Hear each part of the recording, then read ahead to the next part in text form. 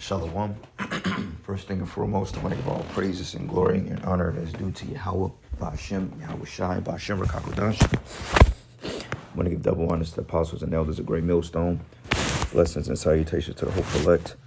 Those in the gospel abroad, lifting up the standard of Yahweh, Ba'ashem, Yahweh Shai, wherever it may be. This is a quick lesson through the spirit. Title, it says, Russia, Iran finally dumped the U.S. dollar for good. And also, trying to see if I still have this article pulled up real quick. I may have taken it down, but it was along the lines of BRICS. I may have gotten rid of it. Nope, it says, yep, Brazil set to join the influential OPEC plus oil producers alliance. Okay, which goes back to this point.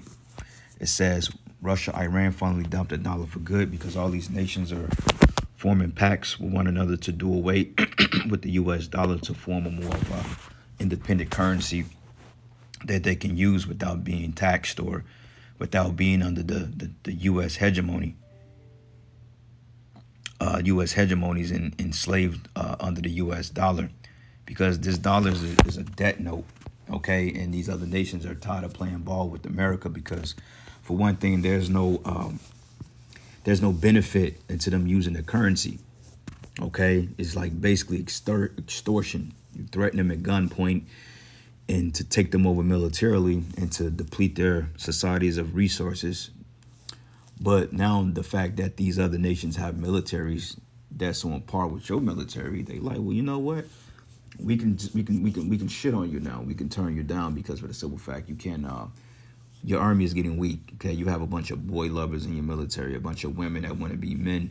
You know, you have a bunch of just straight degenerates in your military, and you have a weak president. So when they look at the West, it's like nothing but a mere joke.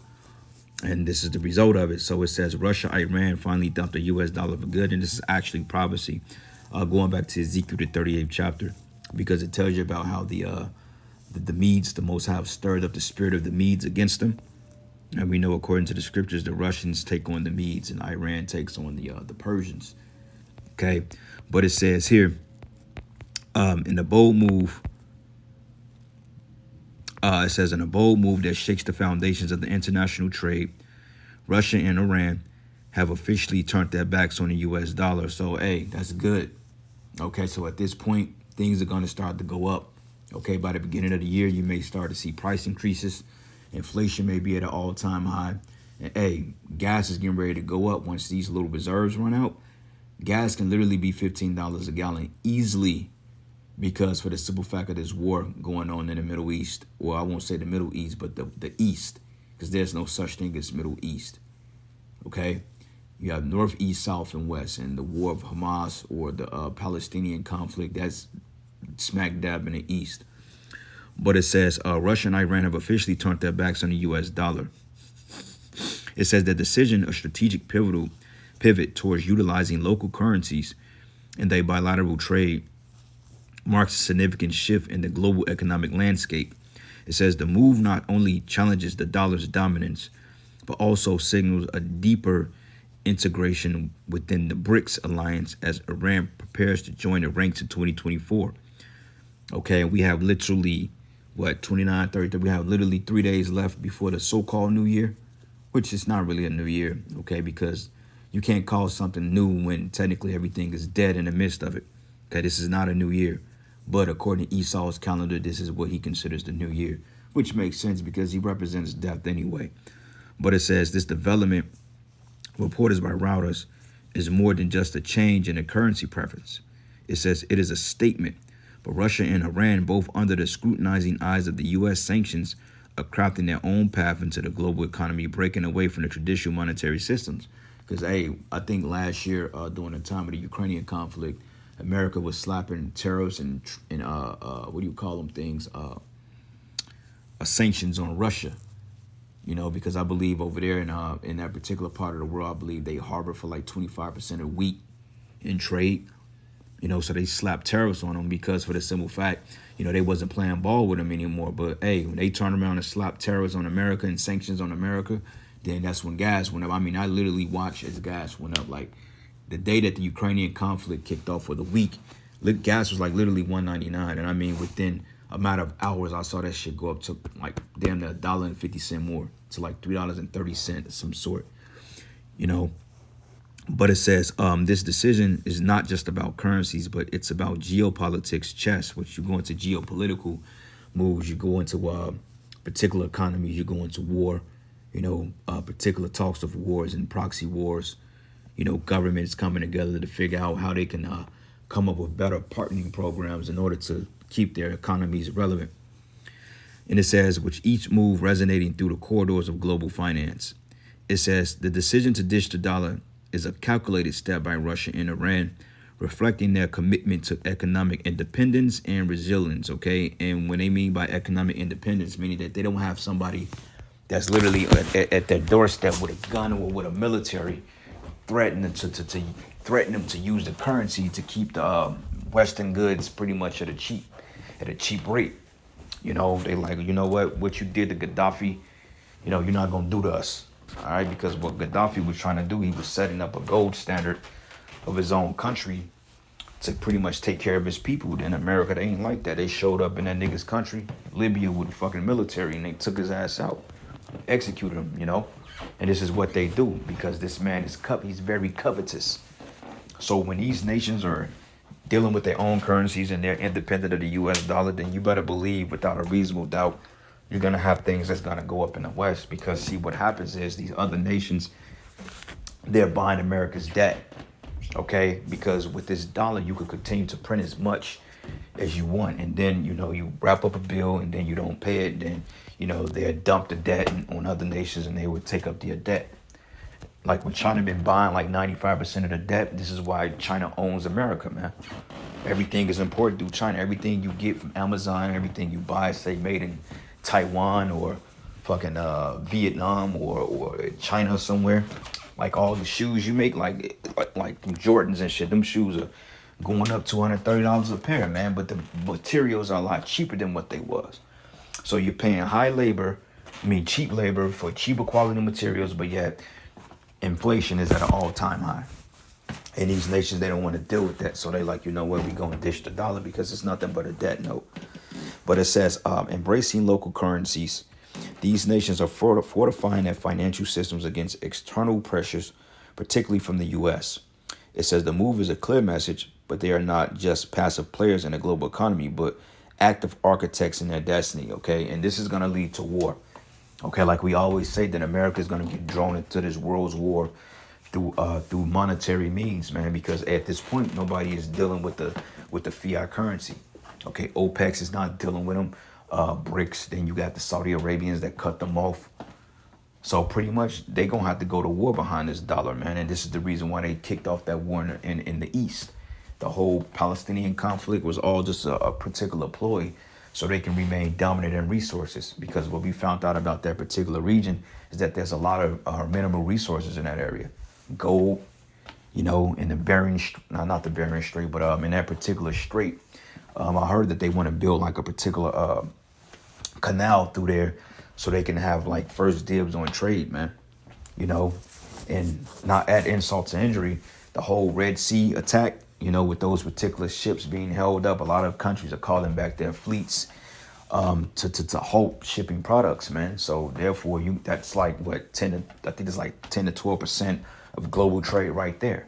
So if you don't have anything moving through those particular harbors, then things are gonna be halted. Then you're gonna have what they call like a bottleneck supply chain. Then things are gonna lock up, just like they did back in 2020. Things locked up. There was scarcity of things. Things went up to the point a carton of eggs was like $6, man.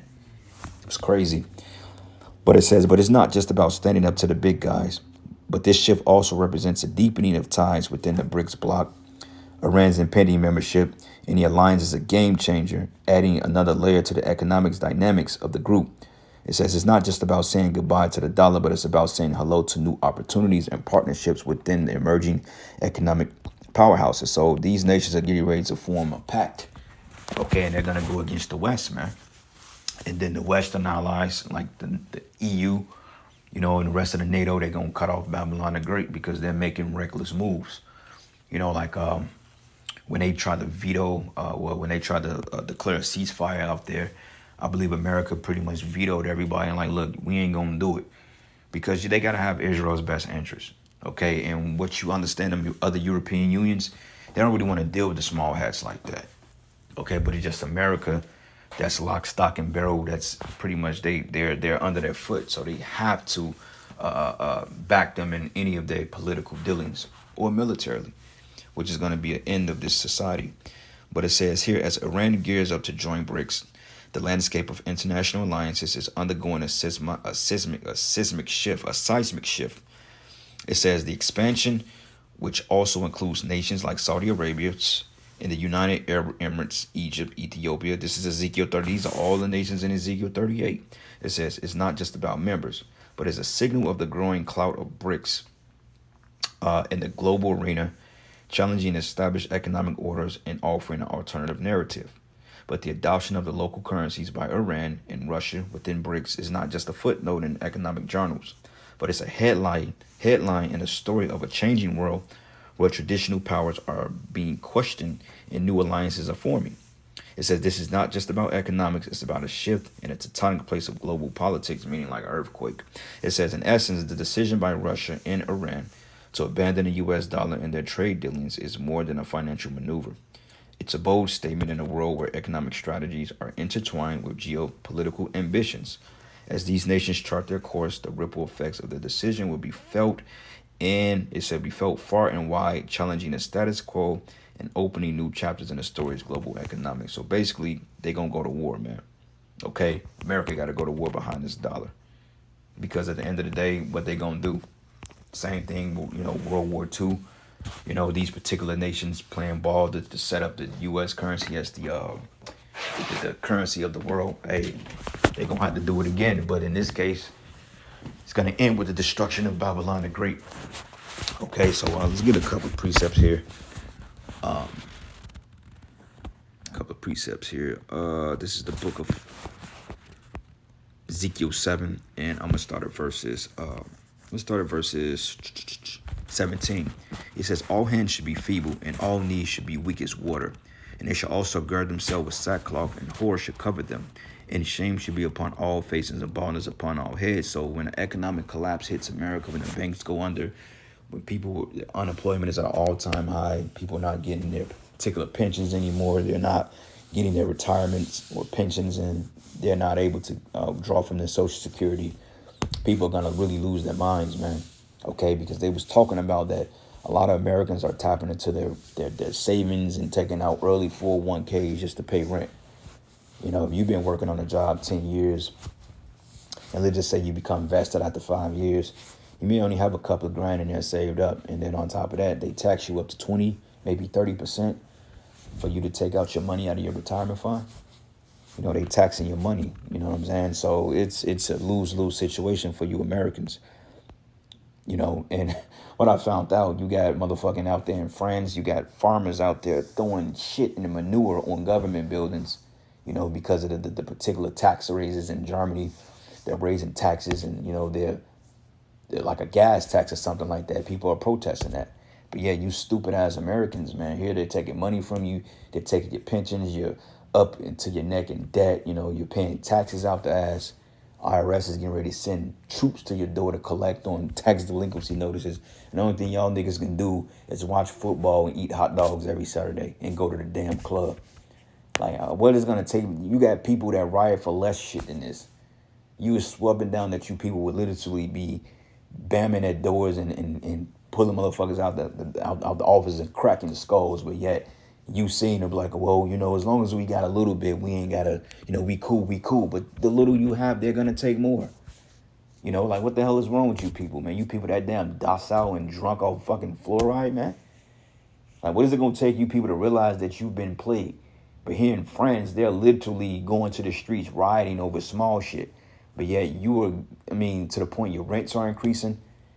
You know what I'm saying? Your tax bills are increasing. It's a shit show. Only thing you do is sit in the house and watch your big screen TVs, man. It's crazy. But hey, it says, and all hands should be feeble, and all knees should be weak as water. It says they should gird themselves with sackcloth, And horror should cover them, and shame should be upon all faces, and baldness upon all their heads. That represents mourning. And they should cast their silver in the streets, and their gold should be removed. And their silver and their gold should not be able to deliver them in the day of the wrath of Yahweh. It says they should not satisfy their souls, neither fill their bowels, because it is the stumbling block of their iniquity, man. So your money ain't going to save you, especially while they're doing these strategic moves, OPECs, BRICS. They're doing these moves to pretty much fuck over you Americans, because the dollar ain't worth nothing anyway. And when it finally collapse, first thing you Americans gonna do is run to your governments out of necessity and out of fear for a different currency. And this is when they're gonna fit you with that microchip, man. Okay, it's crazy how this is getting ready to go down. But at the end of the day, you people, you put these people in there, you put these unelected officials, you've given them governance over your lives, and now this is the result of it. Okay, you can't blame nobody but yourselves, because you're paying high rents, high taxes. IRS is taxing your ass to death. You can't blame nobody but yourself, man. Like I was out getting some tires last week, and these old snackatooth Edomites, these big pipe sipping, tobacco chewing Edomites that own the little mom and pop car shops. I got some tires, and we was talking about how they want to bring Trump back in. Look, Trump ain't gonna fix shit. Okay, all you clowns out there think that this guy Donald Trump don't give a damn about you, America. He just controlled oppositions.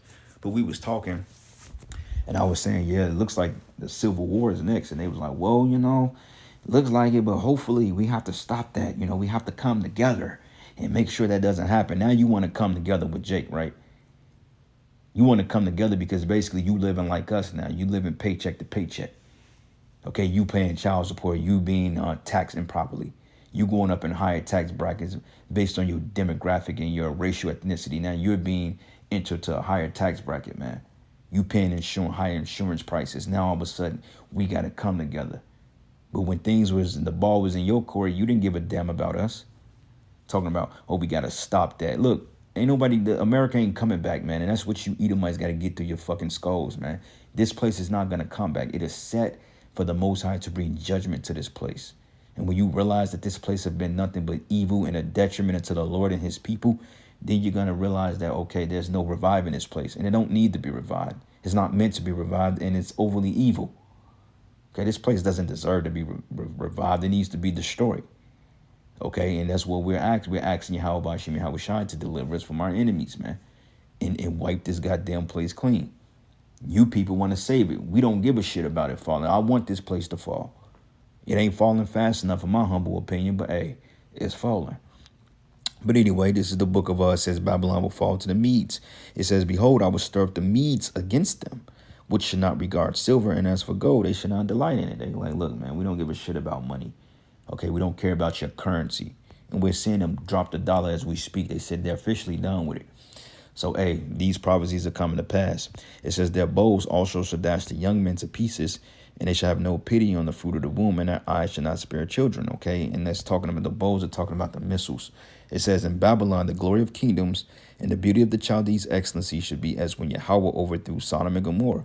And it should never be inhabited, neither should it be dwelt in from generation to generation, neither should the Arabian pitch tent there, neither should the shepherds make their fold there. But wild beasts of the desert shall lie there, and their houses should be full of doleful creatures. And owls shall dwell there, and satyrs shall dance there. And the wild beasts of the islands shall cry in their desolate houses, and dragons in their pleasant places. And her time is near to come, and all her days should not be prolonged. So this was a strategic blow to the financial capital of the West. So from this point, hey, it's circling down the drain. So you can kiss this dollar goodbye, man.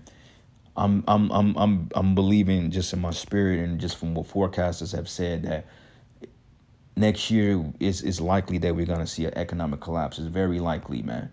Okay, or sometime in the near future. But this dollar is getting ready to get up out of here, and it's collapsing already. They just disguising it under what they call a soft collapse, and this is why they want to do the global reset to hide an imminent collapse. But it's gonna get chaotic, man. But with that, all praises and glory and honor that's due to Yahweh Hashem Yahweh Shai. Lord's will you edify it to the next lesson. Shalom.